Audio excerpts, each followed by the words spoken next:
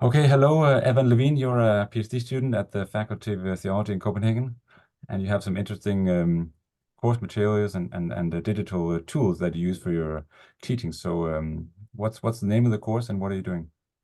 Yeah, Martin, thank you. So I'm in the fall, I'm teaching a course called, I believe that the proper name is Digital Tools for the Study of the Ancient World.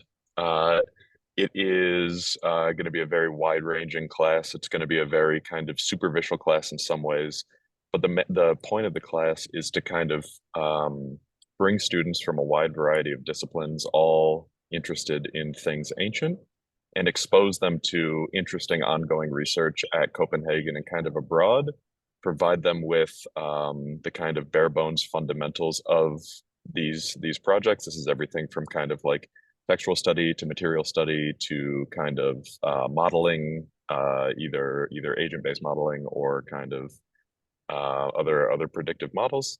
And the hope is that somewhere in that long string of methods and tools, these students will be sparked and be interested in something or another, and then they'll have enough of a kind of foundational and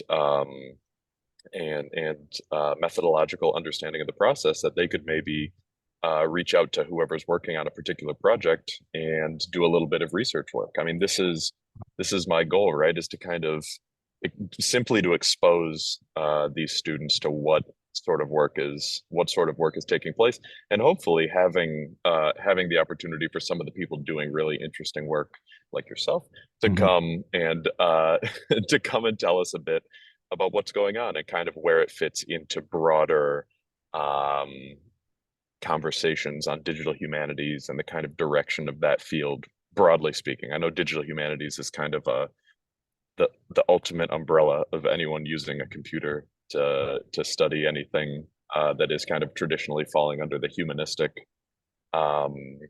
under the humanistic umbrella itself. But I think Copenhagen is doing some of the most kind of daring and interesting work in this regard, and I think it would be um, it's a great opportunity to just kind of like expose students to what's going on Yeah, and to see if they can integrate it into some of their work and if they can be integrated into some of the ongoing work. that's fantastic. No, that's so archaeology has been around for a couple of centuries, and Yeah. so things are changing now with this technology. So do you mind giving some samples, some tidbits about how you're actually, let's say, changing the archaeological studies? Yeah, so at the university, we have a project ongoing in the Faculty of Theology called the Prison Project, originally titled The Materiality of Incarceration in Mediterranean Antiquity. So we're focused, as that longer title can tell you, we're focused on the archaeology of people being confined, basically from the classical period, maybe the archaic period in the Mediterranean, up until the end of late antiquity, maybe the seventh, eighth, ninth century, something like that. And traditionally, those sorts of conversations have happened purely in a historical or maybe a documentary um, field. They've been talked about in terms of inscriptions or texts or maybe even some literary narratives.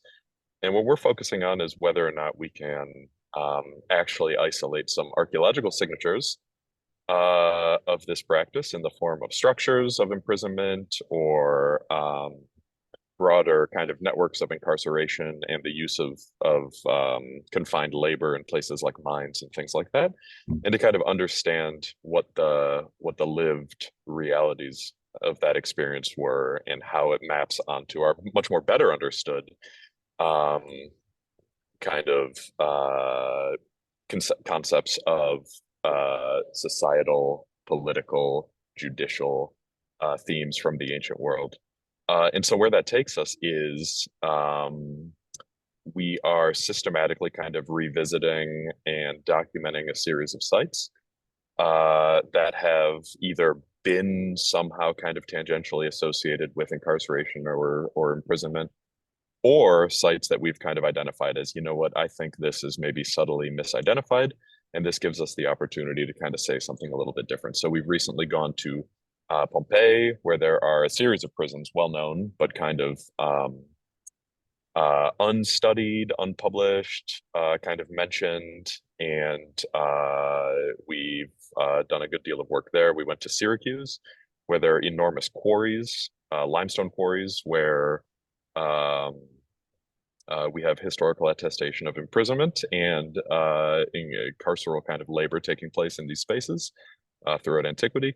And we've just been at Corinth, the city of Corinth in Greece, where we have a wonderful reused shop that became a prison in the later phases of the history of the city. And where are you now? Are you in And the actual prison site?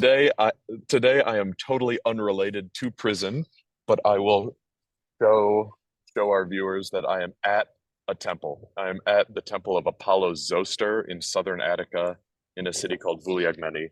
And at each of these sites, including this one, which is unrelated to the prison project, but not unrelated to me, I am a part of this team where we're doing a good deal of really interesting digital documentation, digital reconstruction of these spaces, and are creating a kind of digital environment where we can ask these kind of experiential, sensorial, and kind of lived questions about what these spaces were like when they were functioning, at different phases, right? Because these are long-term sites that existed for hundreds of years and underwent different functions. One day we could be talking about a shop, then a house, then a prison, then a storeroom, then a cistern. And so we're kind of interested in where, on the prison project, we're interested in kind of where incarceration sits within this like broad network of architectural function. And here we're just interested in a beautiful temple at a beautiful location that is, like many things in archaeology, kind of underpublished, understudied, and we're using digital tools to kind of squeeze out a little more juice from these sites to say something interesting. So what we do when we go to these places is we deploy this kind of broad range of digital tools. The first thing we tend to do is fly a drone to get a kind of macro scale photographic record, and that photographic record we then digitize to become a three-dimensional point cloud using software that was not developed for archaeology. And archaeology, for people in other disciplines, is perhaps the most the biggest theft field in the humanities, where we spend all of our time kind of adopting and stealing methods from other fields, from other generally more materially profitable fields, and redeploying it for archaeological research. So this is something that was used for like land surveying, and it's been adopted by archaeology to create three-dimensional models from photogrammetry. We call it structure from motion. So that tends to be the first thing that we do, and that gives us a nice macroscopic lens. And then we tend to do handheld laser scanning or terrestrial laser scanning, what we call LiDAR, or this can be done with a phone, this can be done with a very expensive tool, or this can be done with a series of photos, just like we do from the drone. And that gives us a more kind of acute, fine-toothed three-dimensional model. From that, we study the model in comparison to the published archaeological reports. And from those two things, we can begin to kind of understand what these buildings would have looked like when they were functioning. And if you can take one more look at this building, you can see that we don't have very much of it left, right? We have this block field that somebody has very generously placed out in front of it. And we have two upright doors, as you can see, and about half a meter of preserved masonry. So the question is, what in the world does this thing look like from that point upward? And what would have been like to visit this place, and how would it have kind of integrated within the broader landscape of what we're talking about? I'm on a beach in southern Attica, the kind of Athenian Riviera, as it's called, despite having no rivers, but that's the marketing of the region. And one thing that's really interesting is, where does a temple to Apollo that's directly about 50 meters from the sea, where does that fit into an experiential and lived landscape of the ancient world? how does it go? How does it fall out of use? How does it decay? And how does it finally become kind of obscured by soil? All right. So what we do, yeah, Yeah. go ahead. So um, these are extremely interesting tools that you talk about, the scanning and the LiDAR scanning, and as is, I mean, it's surprising that an actual a modern smartphone can perform some of this. I'm wondering what the which in the best case scenario, which digital tools will the students learn to use of these? I'll definitely learn that. I mean, we'll be flying drones in this course. We'll be flying drones. We'll be using our phones to create 3D models using both the old technique and the new technique. And then we'll be doing that kind of next step of process. We're going to pull that data into a 3D environment, something like Blender or Rhino. And students will get an opportunity to begin exploring kind of reconstruction and kind of put these pieces back together like, like an ancient Lego set.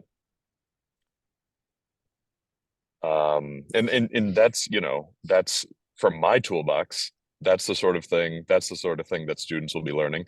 Um, but we'll also be exploring other tools, the sorts of like basic GIS functionality, which I think regardless of And what's that?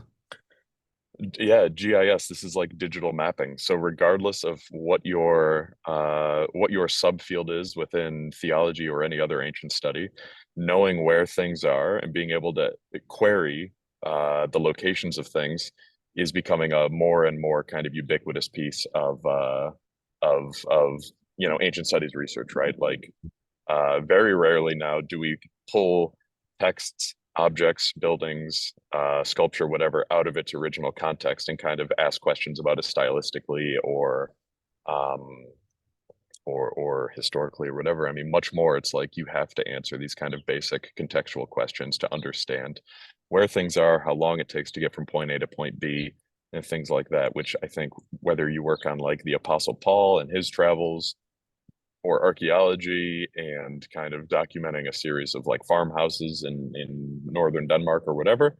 Um, knowing where things are and knowing how to use the myriad kind of mapping tools that we have sets you up wonderfully in terms of employability, but also allows you to ask some really interesting new questions, which I think need to be done.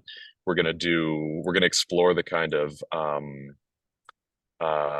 large language model learning methods that I mean, you guys are using to all sorts of really interesting results. We have, of course, the Vesuvius Challenge, the famed Vesuvius Challenge, where people are using AI tools to begin to read these carbonized papyrus scrolls from Herculaneum by Pompeii and under the ashes of the Vesuvian eruption of 79.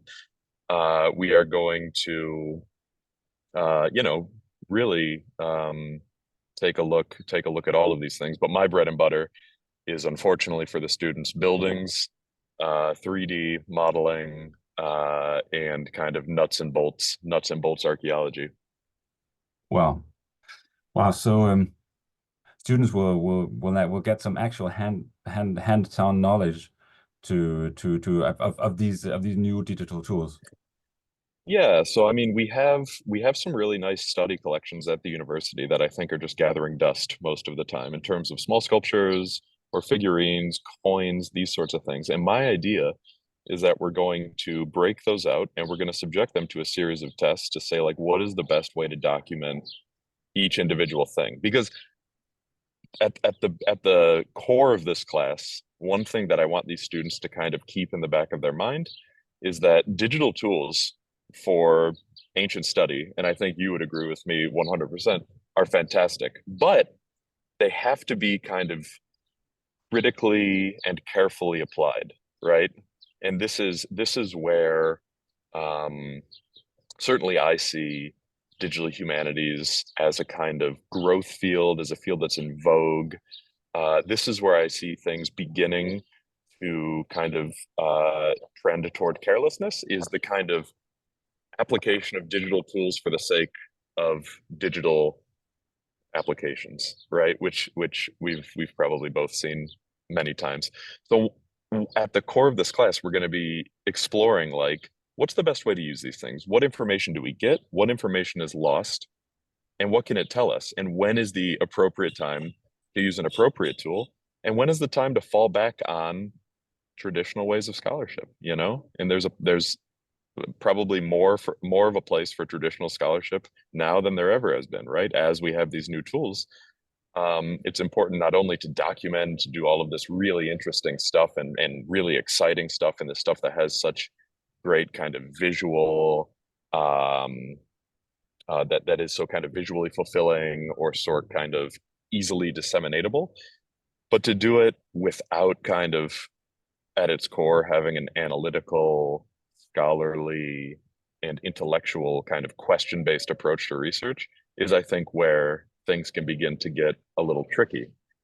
So in terms of like 3D modeling, for example, we're going to take some things out. We're going to take some things out that are at different scales. We're going to have buildings. We're going to have landscapes. We're going to have medium-sized objects. We're going to have small objects. And we're going to explore. We're going to say, here's a phone LiDAR. Here's traditional photogrammetry with photographs. Here's using videography or whatever. What sort of information are we getting? What sort of information are we losing? And I think that, like, injecting that, and it doesn't matter if these students care about objects or things or if they're text people or whatever, but just getting those sorts of questions in their mind of saying, like, these tools are great, but they should be used when they should be used. I think that would make the course a success in itself. Well, I think I'm getting a pretty good sense and picture of what this might entail. Do you have anything? I mean, to complete the picture, anything else that needs to be said before we end the conversation? No, I mean, I think it's exciting, and I'm excited.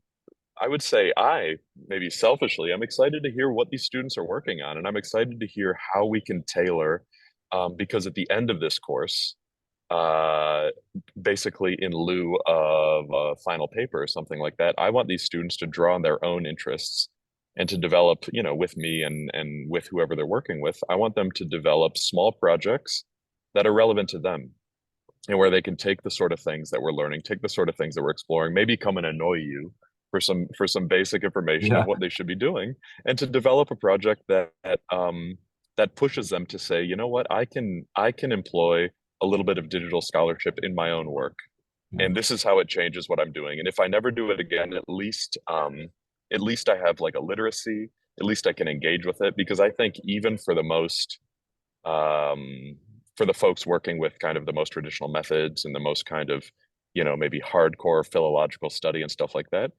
that's fantastic, and that's still very necessary, right? But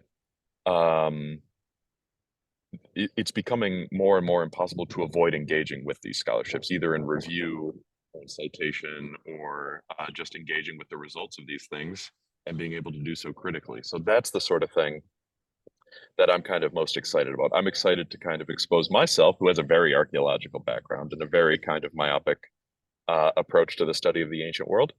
I'm excited to see what other people are working on and how we can, as a group, kind of work together to develop some interesting things and actually kind of start taking some baby steps forward with everyone. I really wish I had time to follow this course. I have to say it's I mean, Yeah, I find this revolutionizing of such an ancient field of study, the archaeology. I find that yeah, very appealing. yeah. Well, I appreciate it, and I'll keep you abreast. Thanks, Evan. Thanks, Evan, and uh, talk to you later.